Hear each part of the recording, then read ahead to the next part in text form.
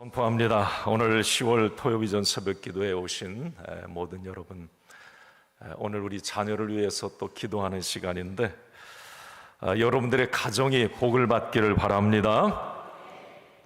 또 선물로 주신 자녀들, 후손들이 하나님의 주시는 복을 받기를 간절히 소원합니다. 토빗에는 강사분이 말씀을 전하는데 오늘 10월은 제가 강사를 하겠습니다. 우리 오늘 우리 부모님들도 이 말씀을 잘 마음에 좀 새기고 우리 자녀들을 바라볼 때도 또 우리 자녀들의 인생에 어떤 어려운 일을 만나고 부모로서 그 자녀의 어떤 약함들, 여러 가지 어떤 고난, 장애물들을 이렇게 볼 때에 좀 그런 권면들을 해줬으면 좋겠고, 나나 내 자녀나 좀 이 하나님의 어떤 관점으로 보는 눈이 열렸으면 좋겠어요. 그래서 오늘 말씀이 오늘 토요비전 새벽기도에 나온 우리 모두에게 큰 레마의 말씀으로 들려지기를 간절히 소원합니다. 인류가 존재하는 사라지지 않는 한 가지 질문이 있습니다. 끝까지 모든 인간은 이 질문을 하게 될 거예요. 왜 고통은 나에게, 세상에 사라지지 않고 있는 건가? 왜 끊임없이 오는 건가? 그건 아니, 하나님은 고통의 문제를, 고난의 문제를 다루신다고 하는데, 아니, 나 하나님 믿고 예수 믿는데 왜 그렇게 내 자녀를 봐도 부족한 것 투성이고, 왜 나를 봐도 이 고통, 고난의 이 문제가 풀리지 않는 것일까? 이런 질문을 우리가 계속해서 우리는 하게 돼요.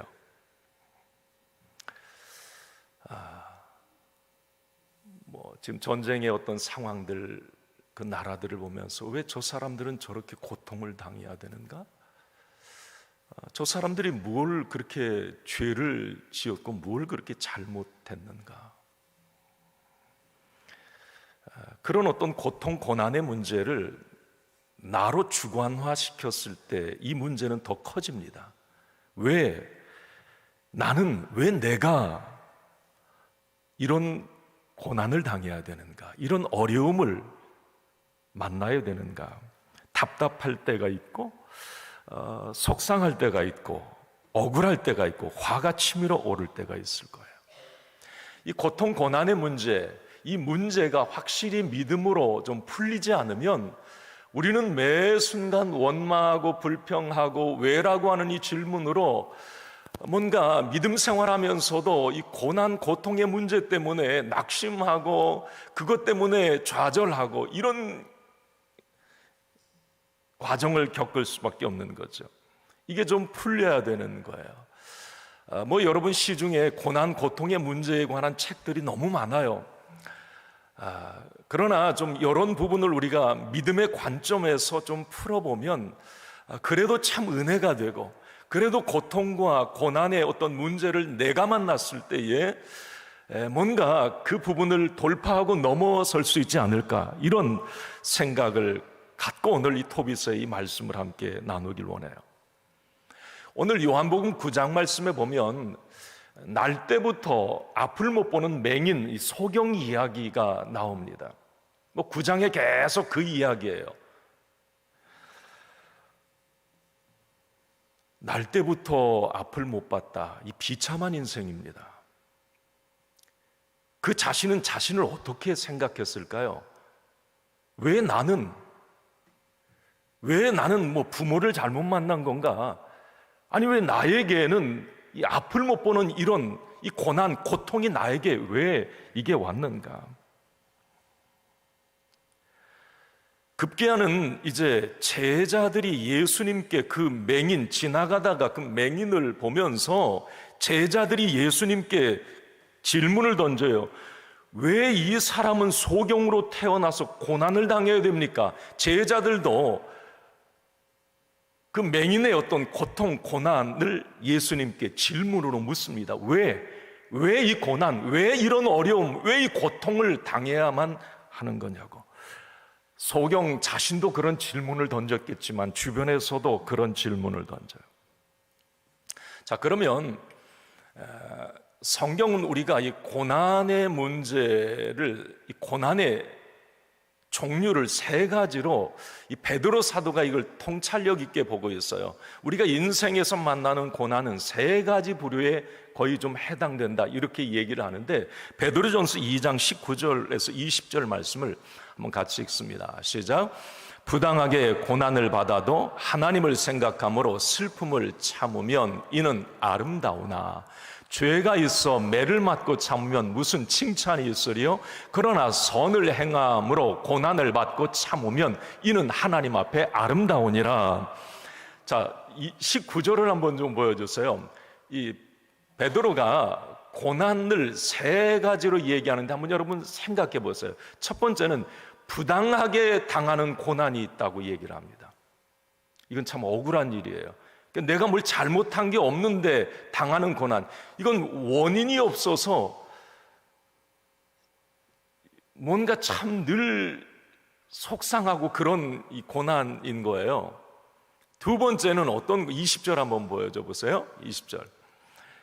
죄가 있어 매를 맞고 당하는 이 고난이 있어요. 죄 때문에 어떤 당하는 고난. 세 번째는 선을 행함으로 당하는 고난이 있습니다. 자, 부당하게 당하는 고난, 뭔가 잘못한 죄가 있어서 매를 맞는 고난, 선을 행하기 때문에 당하는 고난. 아마 우리가 만나는 고난은 이 부분 범주 안에 어쩌면 들어있는지 모르겠어요. 자, 두 번째, 죄가 있어 매를 맞는 고난은 가장 받아들이기 수월합니다. 나도 받아들이기 수월. 내가 잘못했으니까 고난당하네. 이건 쉽게 풀려버려요. 하나님 앞에 기도할 때도 하나님 용서해 주세요, 그렇게 기도를 하는 거죠. 세 번째, 선을 행하기 때문에 당하는 고난, 이건 가치 있는 고난이에요. 뭔가 악한 세상에서 내가 하나님의 의와 선을 행하기 위해서 당하는 고난, 이건 어깨펴고 이런 고난은 가치가 있다, 이 생각을 할 수 있어요. 가장 억울한 고난, 참기 힘든 고난은 부당하게 당하는 고난입니다. 이런 경우죠. 내가 신앙생활을 잘하는데 왜 내게 이런 어려움이 있어? 내가 뭐 잘못한 것도 없는데, 내가 죄진 것도 없는 것 같은데 왜 내게 내 자녀에게 이런 일이 있지? 아니, 악하게 사는 저 사람은 왜 저렇게 형통한 거야? 아니, 죄 짓고 막 그렇게 사는 사람 왜 잘 되는 거지? 오늘 여러분, 소경은 몇 번에 해당하는 것 같습니까? 부당하게 당하는 고난?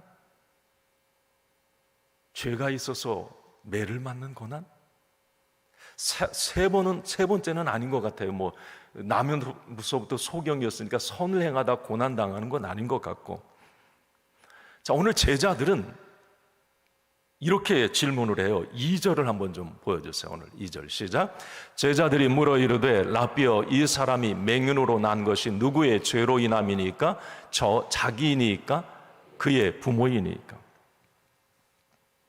이 제자들은 지금 죄라고 하는 2번, 아까 죄로 인해서 매를 맞는, 죄로 인해 당하는 고난이다라고 단정을 해버리죠. 1번일 수도 있는 거이 맹인이 뭐 부당하게 지금 뭐 자기 죄를 안 짓고도 지금 그런 맹인으로 태어난 부당하게 당하는 1번일 수도 있어요. 그런데 제자들은 지금 어떻게 합니까? 죄를 지었다, 저 사람. 누구의 죄냐는 거예요. 저 사람의 죄냐, 부모의 죄냐? 잘못된 질문입니다. 죄 때문에 당하는 고난이다. 자, 그러면 여러분, 왜 제자들은 맹인된 것을 죄의 문제로 단정해 버렸을까? 제자들의 속셈은 아마 그런 생각도 들어요. 그 당시 예수님 지나가시면 제자들 얼마나 수많은 막 이 질병, 약함을 가진 고난의 문제, 고통의 문제를 가지고 얼마나 많이 찾아왔겠습니까? 지긋지긋했을 수도 있겠지요. 지금 지나가다가 맹인, 예수님은 눈에 들어와서 제자들은 그냥 그 맹인을 보는 순간 그런 생각을 했을 거예요. 또 만났네, 저 사람. 죄의 어떤 저 사람 원인이 있어서 저런 결과가 있습니다 라고 단정해버리면 제자들이 그 문제 해결해 주지 않아도 되는 거예요. 부담감이 없어요. 그냥 지나쳐버릴 수도 있는 거예요. 그냥 한마디 묻고 저 죄 때문에 그런 거 아닙니까? 자기 죄입니까? 부모 죄입니까? 우리하고 자기가 잘못했으니까 저렇게 당하는 거죠. 당연하게 여길 수 있는 거죠. 가장 어떤 손쉽게 타인의 고통을 자신과 분리시킬 수 있는 이런 방법 중에 하나입니다. 내 책임이 아니다. 나와 상관이 없는 일이다. 이런 제자들의 어떤 잘못된 이 질문에 대해서 예수님은 그 질문을 교정해 주십니다. 예수님의 곧바로 제자들의 죄로 단정한 그 질문에 대한 예수님의 해답은 3절이었어요. 이게 오늘 말씀 풀어가는 핵심이에요. 한번 3절을 같이 읽습니다. 시작. 예수께서 대답하시되 이 사람이나 그 부모의 죄로 인한 것이 아니라 그에게서 하나님이 하시는 일을 나타내고자 하심이니라. 아멘.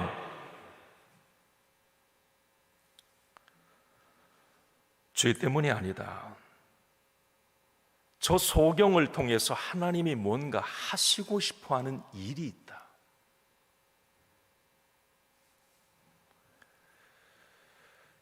제자들의 질문의 의도, 아까도 말씀드렸듯이 맹인의 문제를 상대화해서 자기의 책임이 아니다라고 하는 것 좀 분리해 놓고 싶었습니다. 그런데 예수님의 교정된 해답은 따라합시다. 우리의 문제다. 더 크게 한번 해보세요. 우리의 문제다. 여러분, 어떤 어려움을 만났을 때 이거 중요한 시각이에요. 나 혼자만 막 그 문제를 끌어안고 고통스러워하면 헤어나올 길이 없어요. 내가 어떤 어려움을 만났을 때에 예수님은 저 맹인의 저 문제 내 문제 아니야. 맹인 네 문제지. 이건 서로에게 참 어떤 삭막함과 그 맹인을 진짜 죽이는 일이에요. 그런데 예수님은 그 시각을 바꿔줘요. 저 맹인의 문제는 지금 하나님이 하시는 일을 나타낸다? 자, 그러면 베드로나 니들 지금 너도 하나님의 일을 하고 있고 나도 하나님의 일을 하고 있어. 그러면 저 맹인을 통해서도 하나님의 일을 하고 있어. 그러면 지금 저 맹인의 문제는 우리의 문제일 수 있다는 거예요.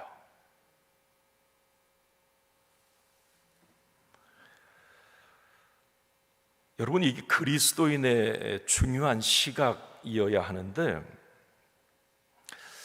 나의 고난과 또 타인의 어떤 이 고통의 문제를 바라볼 때 그 네 문제지 나하고 아무런 상관없어.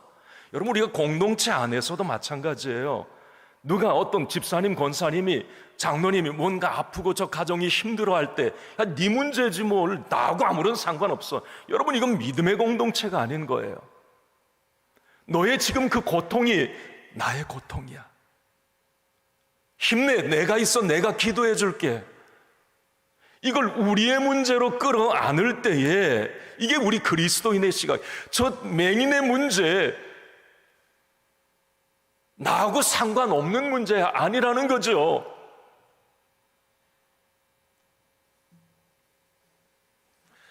우리가 지금 가자지구나 러시아 우크라이나 어제도 막 그냥 러시아에서 막 쏘아 부었던데, 여러분, 수만 명의 사람이 가자지구 목숨을 잃었어요.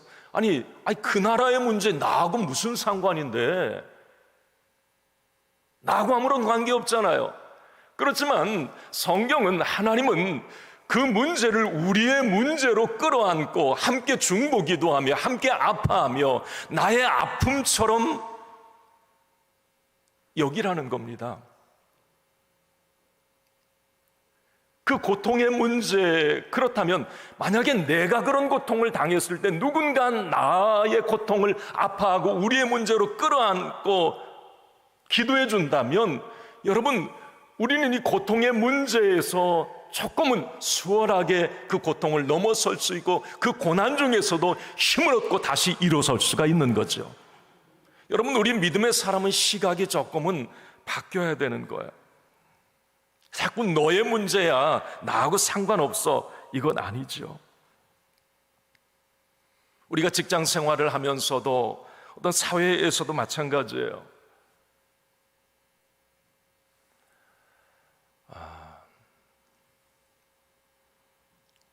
요즘 이 사회의 어떤 그런 현상을 보면 이 우리라고 하는 이런 부분들이 너무 약해요. 개인주의화되다 보니까 그건 나하고 상관없는데 뭐. 그러니까 사회는 더 고통스러워 갈 수밖에 없어요. 앞으로 사회 여러분 보세요. 뭐 풍족하고 뭐 3만 불, 3만 원, 4만 불, 5만 불, 여러분 이거하고 행복 불행 상관없습니다. 이 우리의 문제에 대한 이 시각이 있지 않는 한 어떤 교회가 행복할까? 우리라고 하는 이 공동체에 너의 문제가 나의 문제고 너의 아픔이 나의 아픔이고 너의 기도 제목이 나의 기도 제목이고 너의 눈물이 나의 눈물이야. 이런 마음을 가진 공동체가 행복한 공동체예요. 가정도 마찬가지고 직장도 이런 시각을 가진 사람들이 많아야 그 직장이 행복한 거고요. 관계에서도 마찬가지. 너는 너, 나는 나. 아니에요. 우리라고 하는 이 부분. 여러분, 우리 자녀들 이제 좋은 인재로 뭐 좀 좋은 곳에서도 일하기 좀 원하는데, 여러분 요즘 인재 선발 기준이 어떤 줄 아세요? 세 가지라고 얘기를 해요. 하나는 역량의 역량, 이 능력, 이건 참 중요하죠. 가장 우선되는 거예요. 두 번째는 태도입니다. 이 태도라고 하는 건 인성과 가치관을 얘기하는 거예요. 인성, 나 혼자 개인주의, 여러분 인재로 뽑힐 수가 없어요. 세 번째 가장 중요한 건 적응이에요.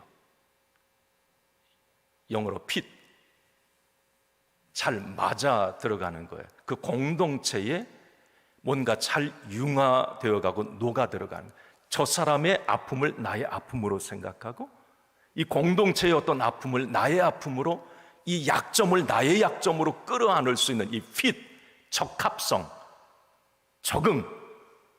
그러니까 인재를 선발할 때 그냥 저 사람 능력 있고 뭐 스카이 나왔고 지금 안 뽑는다는 겁니다. 얼마나 다른 사람과 잘 융화되는 두 가지가 그거예요. 그러니까 우리라고 하는 이 관점, 이건 우리 그리스도인들이, 우리 자녀들이 이 미래 세대가 꼭 가져야 될, 특히 어려움을 만났을 때, 어떤 장애물을 만났을 때 우리는 그게 풀리지 않을 때가 많거든요. 그럴 때 누군가 함께 기도하고 함께 내가 있다, 함께 우리가 있다. 남아프리카 그 반투족이 있어요. 뭐 저도 그 족속이 어떤 족속이니, 반투족. 우리가 이 남아프리카 공화국 넬슨 만델라 대통령 이 투투 주교 성공이 주교 있잖아요. 그들의 평화 운동의 기초가 되었던 이 단어가 우분투라고 하는, 여러분 들어보신 분들 우분투, 이 뜻은 뭐냐면 반투어 사람들의 이 언어, 반투어족 언어라고 그래요. 우분투. 우리가 함께 있기에 내가 있다, 우리가 함께 있어서 내가 있다, 이 말이에요. 그 반투족들 같은 경우는 손님이 오거나 그러면 뭐 밥을 달라, 물을 달라, 뭐 나를 재워달라, 이런 말을 하지 않는다고 그래요. 당연히 당신은 우리 안에 들어왔으니까 우리야, 그게 돕는다는 거죠. 먹을 것을 주고 재워주고 마실 것을 주고. 이 인류학자가 그 반투족 아이들에게 어려서부터 그들이 어떻게 자랐는지, 이 우분투라고 하는 이것을 어떻게 그들은 이 삶에서 실천한 아이들을 놓고 이제 좀 이 테스트를 했는가 봐요. 반토족 아이들을 수십 명의 아이들을 저쪽에 모아놓고 저쪽 한 50m 떨어진 곳에 맛있는 딸기를 한 바구니를 이렇게 담아 놓았어요. 그리고 그 사람이 그럽니다. 얘들아, 저 딸기 가장 먼저 뛰어가서 저 딸기를 딱 잡는 사람이 다 먹는 거야. 자기 거야. 아이들은 고개를 끄덕거렸어요. 자, 출발. 그랬는데 희한한 일이 일어나는 거예요.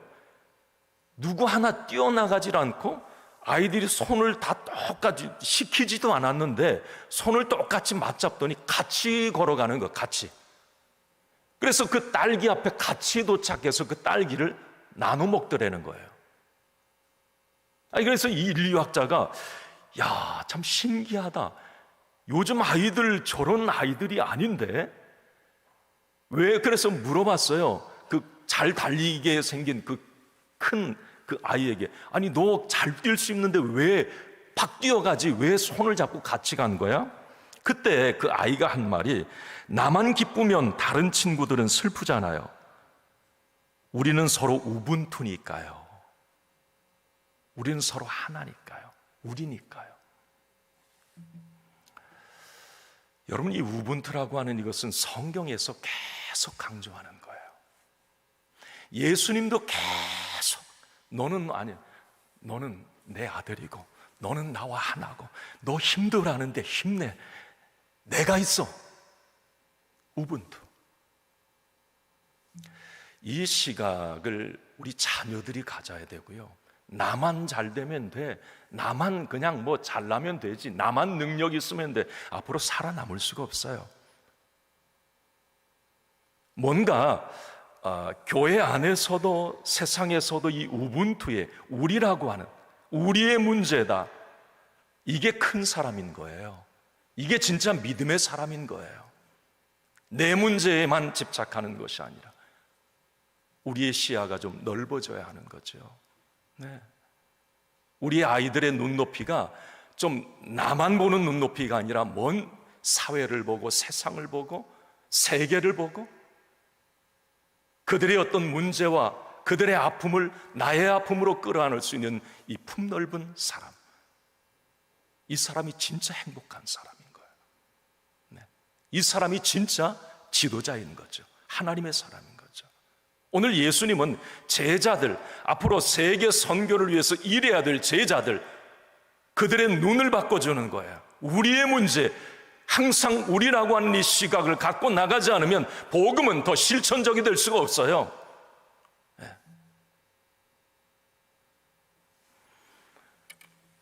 자, 오늘은 제가 강사니까 조금 이제 시간을 좀 예수님이 자 이제 중요한 문제 한 가지만 더, 제자들의 그 질문에 두 번째 교정된 해답을 내놓습니다. 우리의 문제다. 첫 번째, 이 시각을 가져야 너희들이 땅까지 증인, 어떤 영향력 있는 리더, 세계적인 어떤 복음의 리더로 너희들이 쓰임 받을 수 있다. 우리 네 눈, 나라고 하는 이 눈 깨지지 않으면 하나님이 쓰지 않아.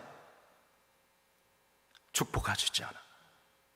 두 번째, 한번 저를 따라합시다. 하나님은 고난을 통해 일하신다.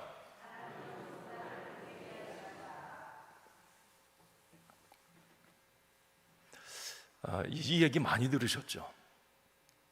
여러분 아시죠? 하나님은 고난을 통해 일하신다. 그런데 실제적으로 고난을 만나면 적용을 잘 못해요. 말씀은 말씀이고 내가 고난당하는 건 고난당하는 거, 나 죽겠어. 근데 이걸 여러분, 얼마나 우리의 삶 가운데 우리의 자녀들이 어려운 일을 만나고 고난을 만났을 때 부모도 계속 그 이야기를 해줘야 돼요. 너 지금 어렵니? 힘드니? 뭔가 하나님이 너를 통해 일하실 거야. 그 약함과 그 고난을 통해서 분명히 하나님은 뭔가 좋은 것을 만들어내실 거야. 이 이야기를 계속 해주어야 되고요. 내가 고난을 만났을 때도, 힘든 일이 있어도 이 고난, 지금 고통을 통해 하나님은 뭔가 일을 하실 거야. 어떤 고난을 바라보는 프레임, 고통을 바라보는 이 관점을 바꿔주는 거예요. 자,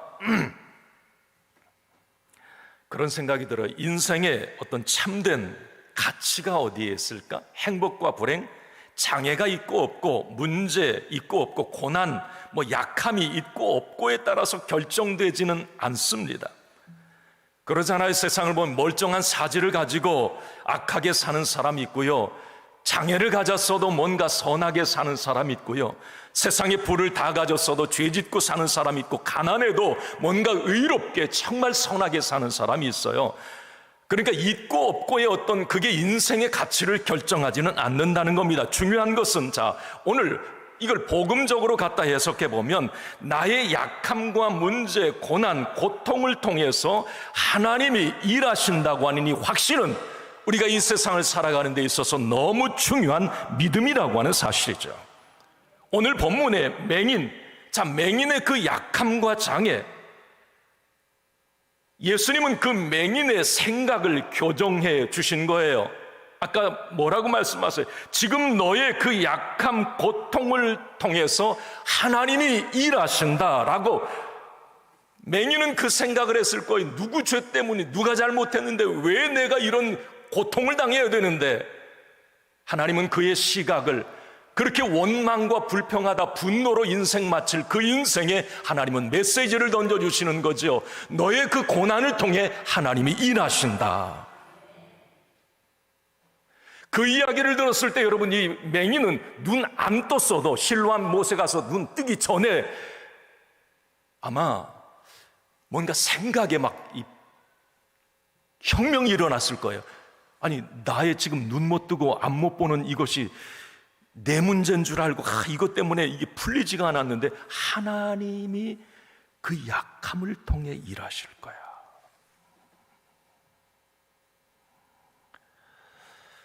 여러분, 우리가 이 교정된, 예수님의 교정된 이 해답의 시각을 갖고 살 때 우리는 나에게 다가오는 모든 고난, 고통의 문제를 어느 정도로 돌파할 수가 있어요.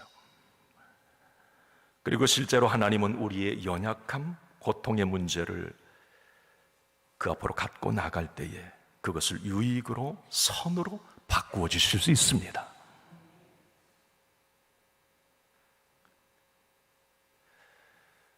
저는 그랬어요.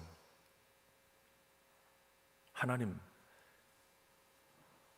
왜 나는 이런 가정에서 태어나야 됐는데요? 하나님, 나는 왜 이런 부모 만나야 되는데? 하나님, 왜 나에게 이런 질병을 왜 주셨는데요? 하나님, 왜 저를 이렇게 못나게 만드셨습니까? 그런 질문 수도 없이 던졌어요. 왜? 아마 여기 있는 분들도, 우리 부모님들도 마찬가지예요.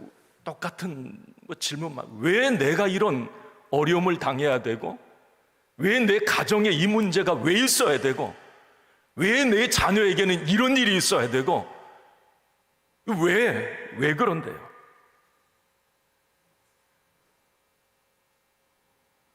재수가 없어서, 팔자가 나빠서. 여러분, 그런 프레임으로는 이게 절대 이 문제가 해결되지 않아요. 그 사람은 그냥 절망 속에 그렇게 살다 끝나버려요. 그 프레임을 팔자 타령하고 재수가, 운때가 안 좋아서 나 이래. 맹인도 그런 생각을 했을 수도 있어요. 오늘 다시 한번 요한복음 9장 3절 하반절에 그에게서, 크게 한번 읽어보겠습니다. 시작. 그에게서 하나님이 하시는 일을 나타내고자 하심이니라. 아멘.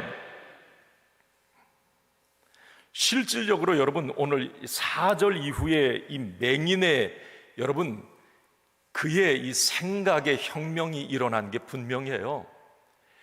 모든 사람 앞에 당당해졌고요, 자기가 하나님의 능력으로 고침받고 어떤 복음의 통로가 되고 이전과 이유가 너무 달라집니다.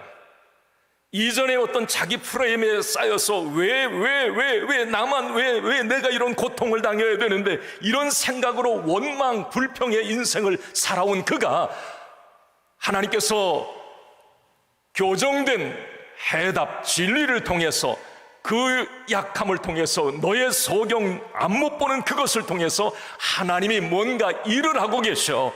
그 고통도 고난도 하나님의 계획 안에 있어 라고 하는 이 하나님의, 예수님의 메시지, 그는 너무 당당한 인생으로, 축복의 인생으로 바뀌게 됩니다.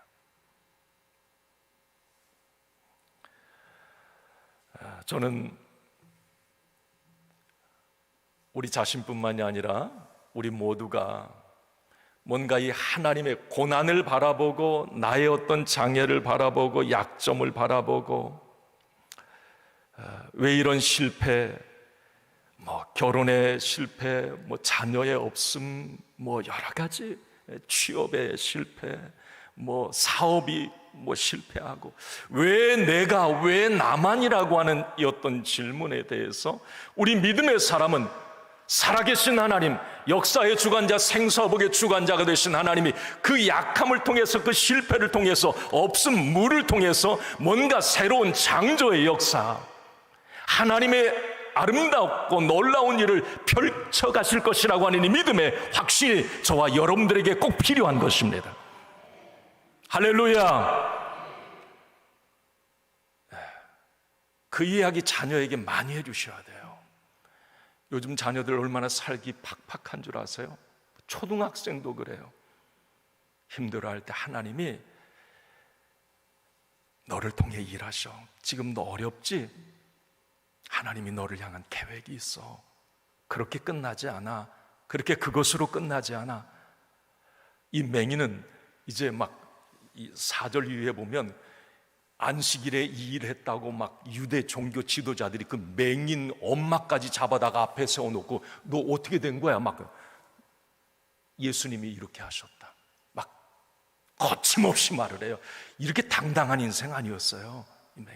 그렇지만 뭔가 하나님이 자기의 인생에 개입하셨다라고 하는 이 생각을 하는 순간에 담대한 사람이 되는 거예요.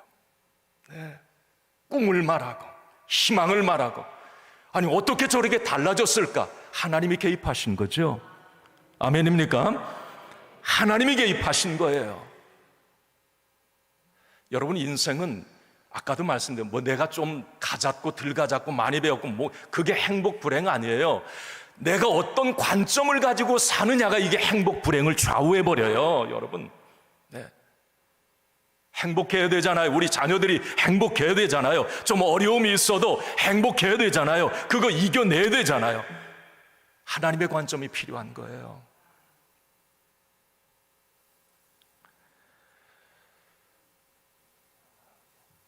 대법관을 지내신 김신 장로님이 계세요. 밀양 출신에 57년생이던데 얼마 전에 복음서를 쉽게 읽는 그런 책도 펴내시고 대법관 지내셨어요. 이분은 소아마비로 최초로 대법관이 된 분이에요.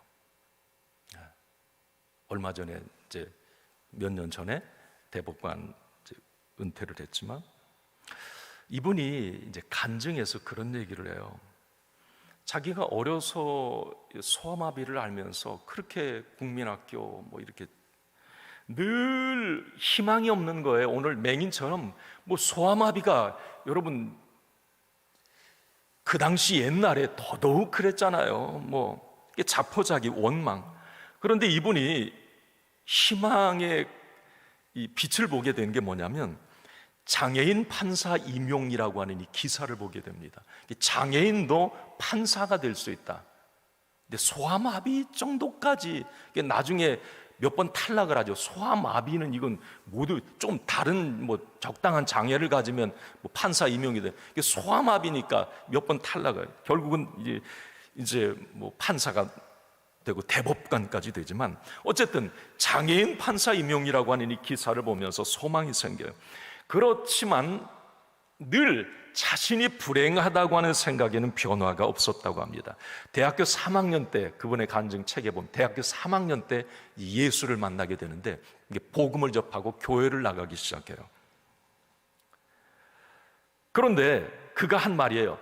내가 예수는 믿지만 하나님의 사랑은 확신할 수 없었다, 이렇게 얘기합니다. 하나님이 나를 사랑하신다, 이건 아니다라고 늘 얘기를 했대요. 도대체 내가 뭘 잘못해서 내가 소아마비를 알아야 되고, 내가 무슨 죄를 지어서 내가 이런 고통을 당해야 되는데 이해를 할 수가 없었다고 말합니다. 그러다가 그가 예수님을 인격적으로 만나는 게 그래서 중요한 거. 우리 자녀들이 교회만 다니는 게 아니라 왜 예수님을 인격적으로 만나야 되는지, 이게 인격적으로 만나야 생각과 어떤 이 삶의 변화가 일어나는 거거든요. 이 김신 대법관 이분도 예수님을 인격적으로 만나면서 그의 시각, 이 고통, 자기의 장애를 바라보는 시각이 달라지기 시작했어요. 중요한 것은 하나님이 일하신다였습니다. 자기를 통해서, 장애를 통해서, 나의 고통을 통해서 하나님이 일하신다. 그래서 그가 이제 판사가 된 이후에, 대법관들이 판사가 된 이후에 그가 늘 메모로 기록하고 늘 암기하고 했던 게 뭐냐면 이거예요. 사회적 약자가 마지막으로 기댈 곳은 법원뿐이다. 사회적 약자에 대한 눈이 열리는 것. 자기가 약자니까, 자기가 그렇게 소외받고 멸시천대받고 살았으니까, 그래서 지금 판사가 됐으니까 사회적 약자에 대한 어떤 이 눈이 열려버리는 거죠. 만약에 이 김신 대법관이 장애가 없고 엘리트로 살다 판사가 되었다면 절대, 여러분, 그 당시 그 연령대 판사 서슬퍼렀어요. 여러분, 사회적 약자 눈에 들어오지 않았을 거예요. 그는 장애가 불편했지만 늘 자신이 그렇게 뭔가 사회의 그늘진 곳, 어두운 곳에 그 약자들에게 힘이 되어준다는, 그래서 자신의 장애가 하나님의 계획 안에 쓰임받고 있다고 하는 이 생각이 그를 너무 행복하게 했다는 거예요. 너무 행복했다는 거예요. 장애를 앓고 소아마비로 그렇게 움직이면서도 전혀 구김살 없고 그렇게 행복했다는 거죠. 여러분, 그의 생각, 가치관이 어떻게 이렇게 바뀔 수 있어요? 하나님이 그 장애, 약함, 고난을 통해서 일하신다. 있고 없고, 장애 있고 없고, 실패하고 하나, 이 문제가 아니라니까요. 하나님이 그 상황을 통해 일하신다. 오늘 이 말씀을 마칩니다. 고통의 이유, 고난의 이유, 왜라고 하는 이 질문을 계속 던지며 여기에 답을 찾는 데 인생 허비하지 마십시오. 세상은 절대 풀리지 않는 고통의 문제가 더 많습니다. 그 답을 찾다가 인생 허비하면 불행으로 끝나버려요. 오늘 맹인 바뀌었습니다. 내가 있다. 내 옆에 예수님, 하나님, 내가 있다.